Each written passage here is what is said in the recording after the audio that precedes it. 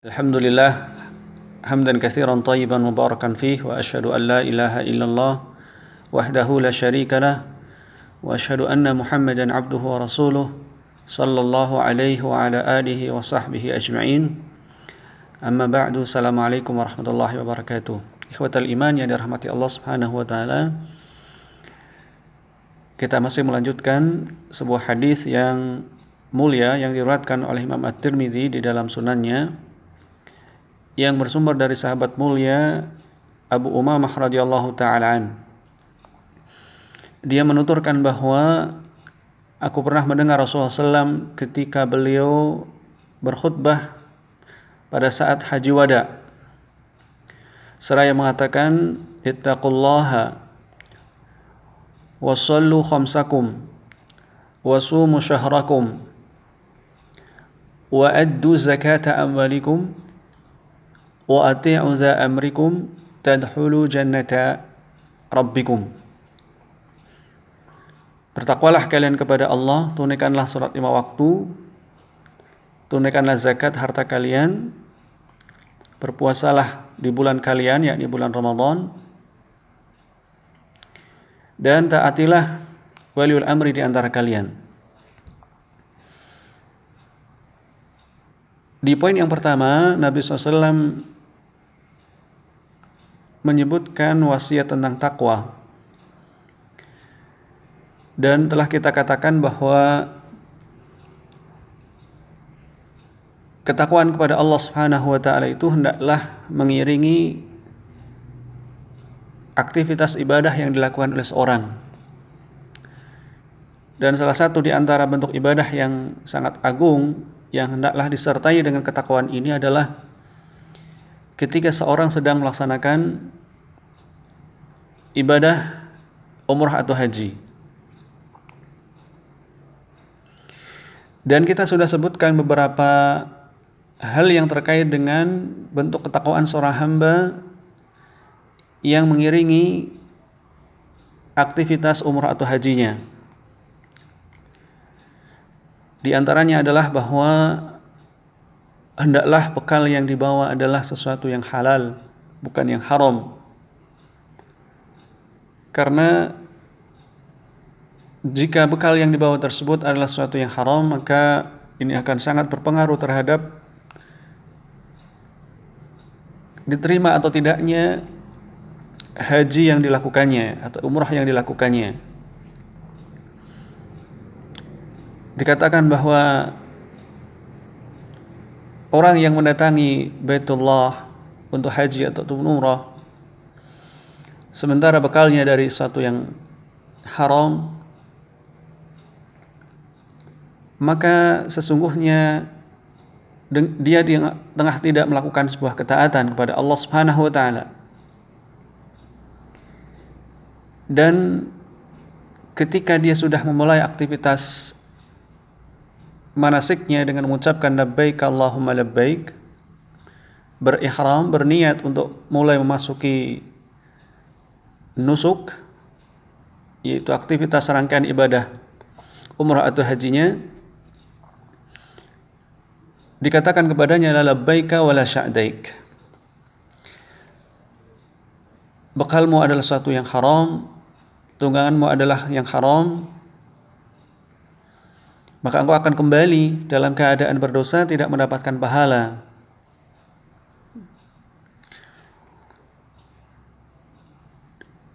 Karenanya hendaklah seorang melihat kepada bekal yang dibawanya, apakah sesuatu yang halal atau bukan sesuatu yang haram. Kalau bekalnya sesuatu yang halal, alhamdulillah, harapan akan diterimanya di sisi Allah Subhanahu wa taala dari ibadah yang dilakukannya ini sangat sangat besar. Namun ketika bekal yang dibawanya adalah sesuatu dari yang bersumber sesuatu yang haram, maka hendaklah dia tinggalkan. Karena Allah Subhanahu wa taala tidak akan menerima kecuali yang baik saja. Innallaha thayyibun la yaqbalu illa thayyiba. Sesungguhnya Allah itu baik dan tidak akan menerima sesuatu kecuali yang yang baik. Kemudian kita juga sebutkan salah satu bentuk dari ketakwaan yang dilakukan oleh orang yang atau mengiringi aktivitas ibadah haji tersebut adalah hendaklah seseorang itu berbekal dengan ilmu, yaitu tentang tata cara manasik haji. Karena Nabi SAW pernah mengatakan, "Lita'khudhu anni manasikakum." Hendaklah kalian itu mengambil dariku manasik yang hendak kalian lakukan.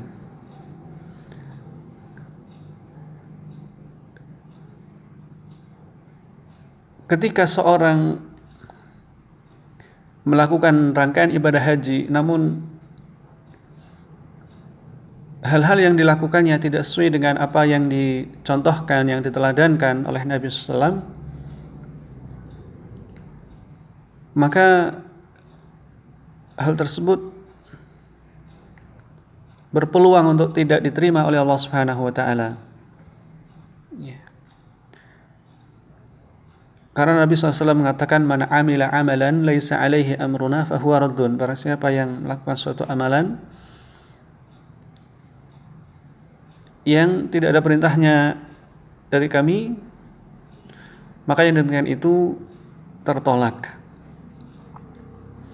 Maka ini adalah satu hal yang sangat penting dan merupakan bentuk daripada ketakwaan kepada Allah, yaitu seorang membekali dirinya dengan ilmu ketika dia melakukan ibadahnya.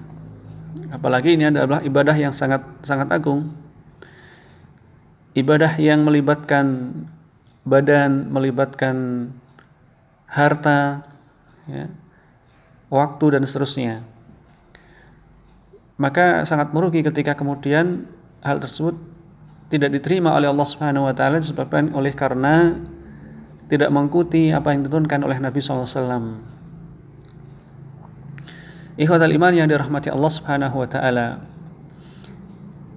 Pesan Nabi SAW, ittaqullah, terkait dengan rangkaian ibadah ini, apakah ini menunjukkan bahwa ketakwaan kepada Allah Subhanahu wa taala itu hanya sebatas dalam hal-hal ibadah saja? Pertanyaan ini akan kita jawab dengan melihat kepada beberapa nas yang menunjukkan bahwa ternyata ketakwaan itu tidak hanya menyertai amaliyah ibadah saja yang dilakukan oleh seorang hamba. Bahkan ketakwaan itu juga harus menyertai beragam aktivitas yang dilakukan oleh seorang hamba. Misalnya kita melihat kepada sabda Nabi Shallallahu Alaihi Wasallam, beliau pernah mengatakan, "Ya ayuhan nas, wahai manusia, ittaqullah, bertakwalah kalian kepada Allah, wa ajmilu fit talab, dan perbaguslah oleh kalian upaya untuk mendapatkan rizki. Fa inna nafsa lan tamuta hatta yastawfi rizqaha wa in abta'a anha." Sungguhnya jiwa itu tidak akan mati sebelum dia mengenyam jatahnya secara sempurna, meskipun terlambat datangnya.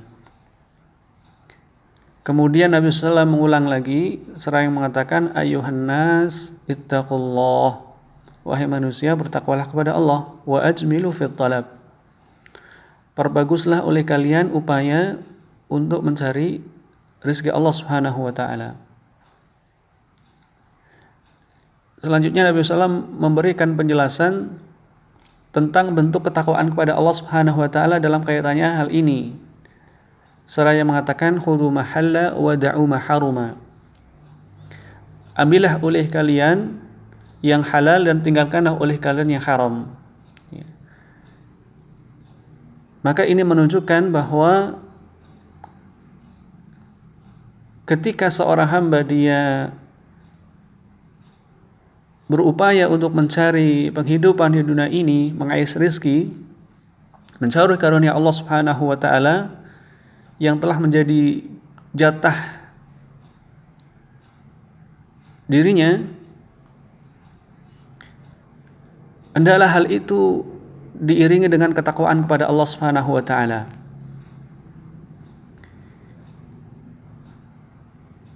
Dan ini artinya bahwa ketakwaan kepada Allah Subhanahu wa taala itu memiliki rentang waktu yang sangat panjang. Karena kita tahu Allah menjadikan siang itu ma'asya, sebagai sarana untuk mencari penghidupan. Ya. Dan itu waktunya cukup lama, cukup panjang.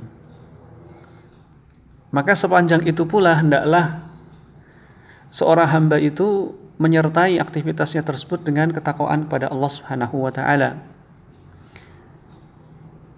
Dengan berusaha melakukan pencarian rezeki tersebut dengan cara yang halal, yang dibolehkan oleh syariat, yang tidak dilarang oleh syariat. Hendaklah dia meninggalkan segala bentuk muamalah atau transaksi untuk mendapatkan rezeki Allah Subhanahu wa taala tersebut, transaksi-transaksi yang haram. Seperti misalnya adalah transaksi ribawi, ya. Begitu juga misalnya adalah menipu, ya, melakukan manipulasi dalam transaksi, ya,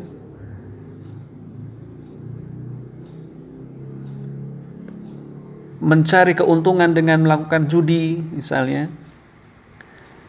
atau yang lainnya, hal-hal yang diharamkan oleh Allah Subhanahu wa taala.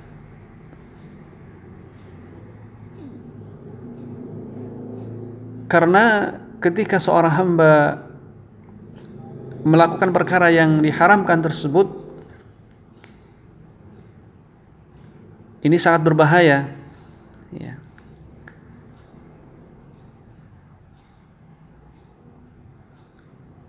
Salah satu di antara bahayanya adalah itu akan memberikan pengaruh yang sangat tidak baik terhadap kehidupannya.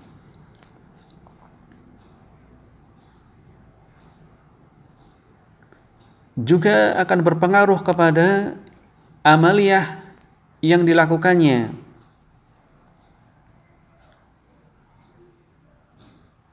Besar peluang untuk kemudian tidak diterima oleh Allah Subhanahu wa taala.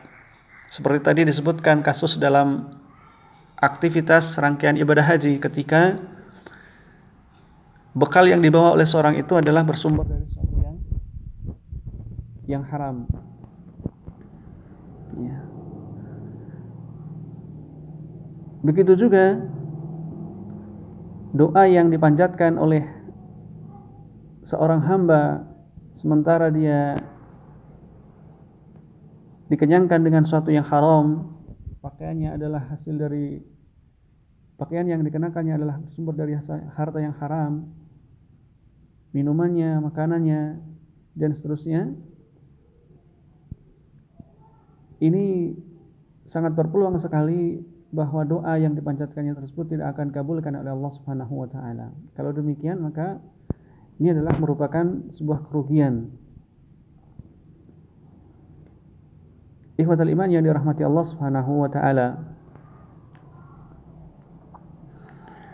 Maka sekali lagi menunjukkan bahwa ketakwaan itu ternyata tidak sebatas pada aktivitas ibadah. Bahkan ketakwaan itu haruslah mengiringi aktivitas kita dalam kehidupan kita ketika kita mencari nafkah.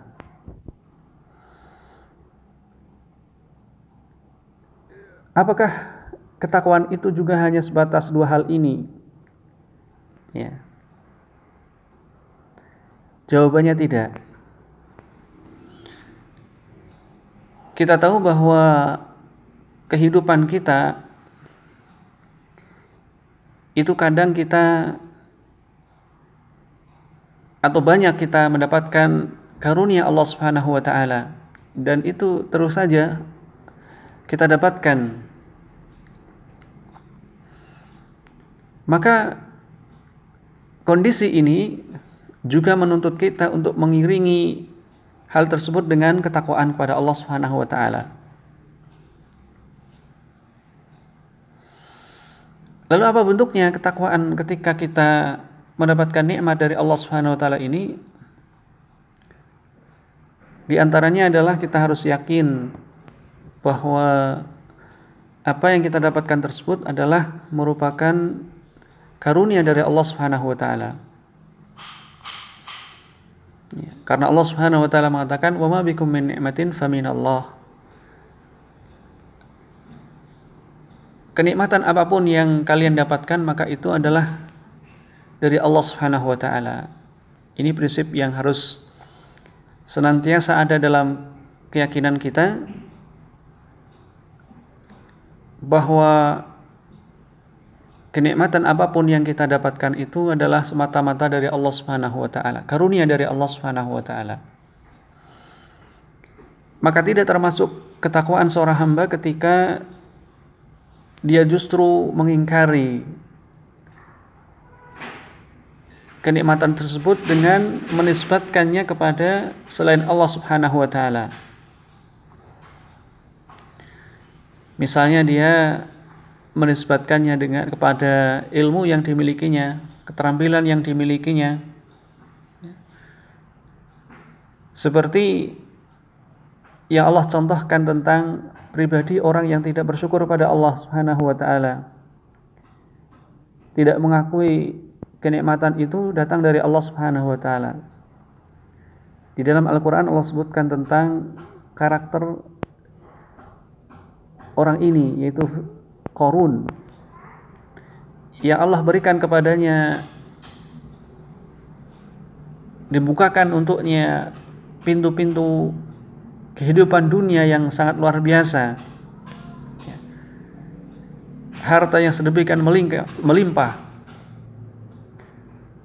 tetapi kemudian dia tidak mengakui bahwasanya hal tersebut adalah merupakan karunia dari Allah Subhanahu wa taala. Justru dia menyandarkan kepada dirinya sendiri, kepada ilmu yang dimilikinya. Maka ini adalah merupakan bentuk pengingkaran kepada Allah Subhanahu wa taala atas nikmat yang dikaruniakannya. Dan tentu itu bukan merupakan ketakwaan kepada Allah Subhanahu wa taala. Termasuk juga ketakwaan kepada Allah Subhanahu wa taala terkait dengan nikmat ini adalah selain daripada mengakuinya bahwa itu adalah dari Allah Subhanahu wa taala, adalah menjadikan lisannya untuk senantiasa banyak menyanjung dan memuji Allah Subhanahu wa taala. Bersyukur kepada Allah Subhanahu wa taala, memujinya. Dan Allah Subhanahu wa taala memberikan keteladanan tentang hal ini pada diri Khalilullah Ibrahim alaihi salatu wassalam.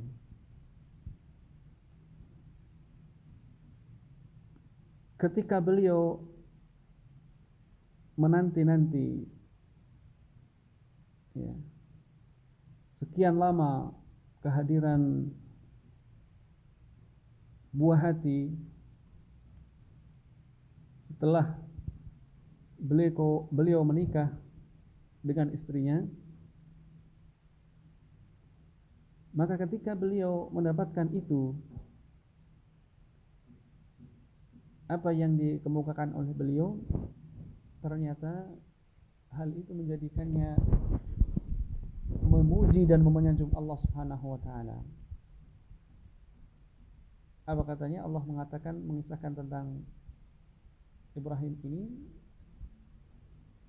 seraya mengatakan alhamdulillahilladzi wahaba li ala kibari Ismail wa Ishaq inna rabbi lasami'ud du'a. Segala puji bagi Allah Subhanahu wa taala, zat yang mengaruniakan kepadaku di masa tuaku, yaitu lahirnya Ismail dan Ishaq. Sesungguhnya Tuhanku maha mengijabahi doa. Maka demikianlah selayaknya seorang hamba yang mendapatkan karunia Allah Subhanahu wa taala bertakwa kepada Allah Subhanahu wa taala dengan banyak memuji dan menyanjung Allah Subhanahu wa taala atas nikmat yang Allah karuniakan tersebut. Dan termasuk juga bentuk ketakwaan seorang hamba kepada Allah Subhanahu wa taala ketika mendapatkan nikmat adalah mendayagunakan nikmat yang Allah karuniakan tersebut untuk hal-hal yang diridhai oleh Allah Subhanahu wa taala. Untuk melakukan ketaatan kepada Allah Subhanahu wa taala, tergantung nikmat apa yang dia mendapatkannya. Misalnya adalah nikmat harta, maka hendaklah dia bertakwa kepada Allah Subhanahu wa taala dengan mendayagunakan harta tersebut untuk di jalan-jalan Allah Subhanahu wa taala. Kalau dia sebagai kepala keluarga, maka dia menafkahi keluarganya sebagai bentuk kewajiban yang ditunaikannya, yang dibebankan kepadanya oleh Allah Subhanahu wa taala. Dia mentaati perintah Allah Subhanahu wa taala yang mengatakan wa 'alal mauludi lahu rizquhunna wa kiswatuhunna bil ma'ruf. Dan seorang ayah itu berkewajiban untuk memberikan nafkah kepada mereka, yaitu istri-istri mereka, termasuk juga adalah anak-anak mereka, bil ma'ruf, dengan cara yang ma'ruf, sesuai dengan kesanggupannya, sesuai dengan kelapangan yang Allah Subhanahu wa taala berikan kepadanya. Begitu juga hendaklah dia menyisihkan sebagian dari rezekinya tersebut di jalan Allah Subhanahu wa taala yang lainnya, menginfakkannya di jalan Allah Subhanahu wa taala. Mungkin bisa dalam bentuk bersedekah kepada orang miskin atau fakir, atau menginfakkannya untuk kemaslahatan masjid, untuk wakaf dan seterusnya.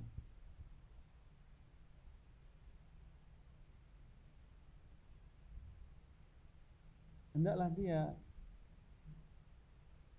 meninggalkan atau jangan sampai mendahulukan hartanya ataupun baik sebagian kecilnya saja di jalan yang tidak diridhai Allah Subhanahu wa taala. Di jalan-jalan yang tidak diridhai Allah Subhanahu wa taala. Seperti dalam hal-hal yang diharamkan oleh Allah Subhanahu wa taala, ya, untuk berjudi, untuk membeli sesuatu yang diharamkan oleh Allah, ya.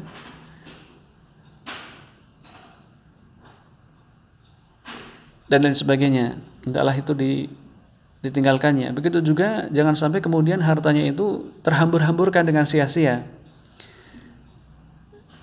tidak mendatangkan faidah, ya, baik dunia maupun akhirat.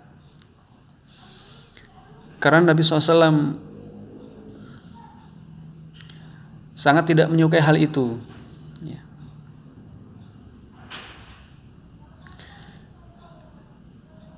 Dan harus diketahui bahwa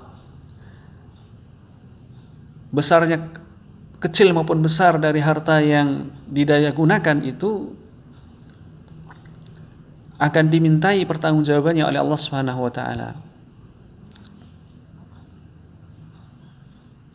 Disebutkan dalam hadis bahwa salah satu yang akan ditanyakan kepada seorang hamba itu terkait dengan harta. Dari mana dia dapatkan dan kemana dia belanjakan. Ya. Karenanya hendaklah setiap orang yang mendapatkan harta untuk bertakwa kepada Allah Subhanahu wa taala dalam bentuk salah satunya adalah dengan mendayagunakan harta tersebut untuk hal-hal yang diridhoi Allah Subhanahu wa taala. Menjauhkan diri dari hal-hal yang mendayagunakan harta pada hal-hal yang tidak diridhoi Allah Subhanahu wa taala. Apakah ketakwaan kepada Allah Subhanahu wa taala hanya dalam hal ini saja? Maka insyaallah akan kita bahas pada kesempatan yang lainnya. Mudah-mudahan Allah Subhanahu wa taala memberikan taufik kepada kita sekalian untuk mentaatinya, untuk banyak berzikir kepadanya, untuk baik dalam melaksanakan ibadah kita kepada Allah Subhanahu wa taala. Allahumma amin. Kiranya hanya ini saja yang ingin saya sampaikan pada kesempatan kali ini. Wallahu a'lam. Wassallallahu ala nabiyyina Muhammad wa ala alihi wa sahbihi ajma'in.